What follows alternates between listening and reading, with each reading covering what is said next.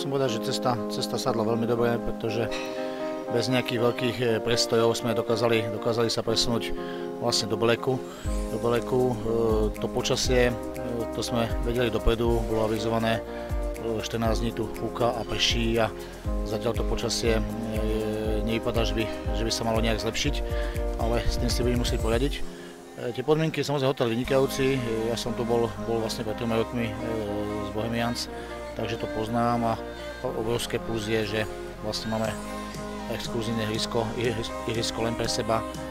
takže v týchto podmienkach to bude veľmi dôležité, pretože pokiaľ tam trénuje veľa mužstiev, tak tie ihriska sú zničené, takže dneska sme na ňom trénovali, je vo výbornom stave a dokážeme vlastne aj prvé 2 zápasy odohrať na tom našom ihrisku. My sme dneska ten prvý tréning chceli, aby sme sa adaptovali poprvé na zmenu počasia, pretože je tu plus 15, ten posledný týždeň bola veľká zima doma. Po druhé, samozrejme z umelej trávy na trávu, takže hráči trošičku sú akoby zaťažení, ktorí sa dostali samozrejme z tej únavy, jak z cesty, tak samozrejme zmenu terénu. Takže tomu sú prispôsobené aj tréningy a teraz po obede vlastne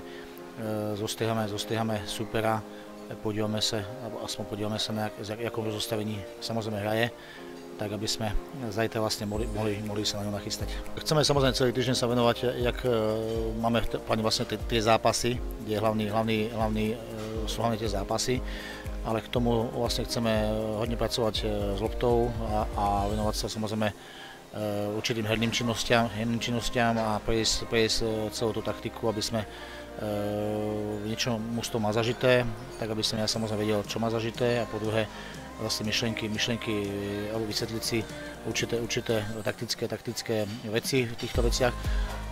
Druhá vec je, či to dokážeme samozrejme, či nám to počasie dovolí, aby sme tohle všetko zvládli, pretože to Turecko je vynikajúce z toho dôvodu, že je samozrejme už teplejšie a mužstvo môže mať prestoje, môžeme vysvetľovať na ploche, takže pokiaľ to počasie dovolí, tak chceli by sme sa tomu venovať. Tak samozrejme môže sa stať, že môže byť veľká. Dneska to vypadalo veľmi špatne, ako z jednej strany hotelu, od moria to vypadalo špatne, ale na konci musím povedať, že ten tréning sme zvládli dobre, pretože ten vietor nebol až taký veľký na tej opačnej strane a dokázali sme sa vlastne vyhnúť aj dážďu, ten prišiel až po tréningu, takže pokiaľ budeme mať šťastie, tak niektoré tréningy asi zvládneme v pohode. My máme trošku akoby zúžený ten káder, prišlo vlastne 19 hráčov do pola, 2 brankári, z toho samozrejme máme mladých hráčov, sú tam teda dorastenci, ktorí vlastne sa pripravujú s mužstvom, takže trošku je ten káder užší, pretože